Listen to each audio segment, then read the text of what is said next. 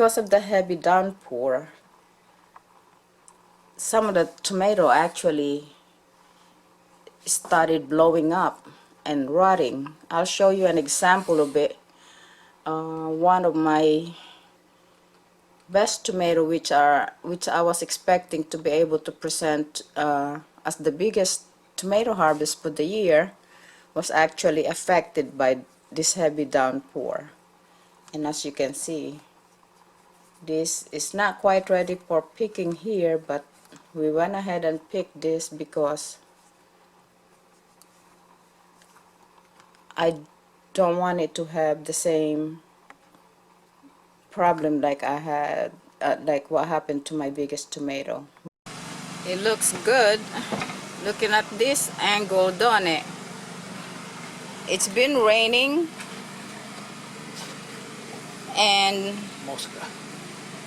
finally today it stopped raining, but all week long we have had heavy rains and strong winds, and this is what it did to my beautiful tomato, which I have been saving as my best tomato harvest for the year. And apparently this is not to be so, because as you can see, the rain did a good job blowing up my tomato, and this actually weighs 1.8.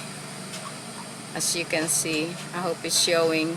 It's starting to get dark. It's late in the afternoon. I think it's around 6 o'clock now, huh, Daddy? But that was to be my biggest tomato harvest for the year. As you can see on that corner there, we have lots of green tomatoes, which is not really a problem. I will be making some green tomato, fried green tomatoes, and some are really in good shape as far as ripeness, ready for harvest. And as you can see, some are really green. Well, those will be cooked as fried green tomatoes, and there are a lot of other tomatoes. As you can see, the smaller varieties are, for the majority of them, are ripe, ready to be picked. And my heirloom, these are all basically heirloom tomatoes that you see here. Let me show you one of the characteristics of heirloom tomatoes. You will have those leathery scarring there. That's because of the multiple blooms. They normally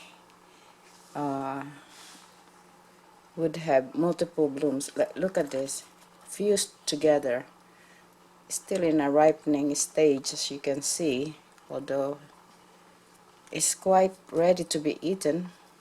Because another one, this is a good example of a almost fully ripe Cherokee purple right here. As you can see, those are ready for eating. You can make a real good sandwich or salad out of them. For the most part, the harvest is very, very good, as you can see. But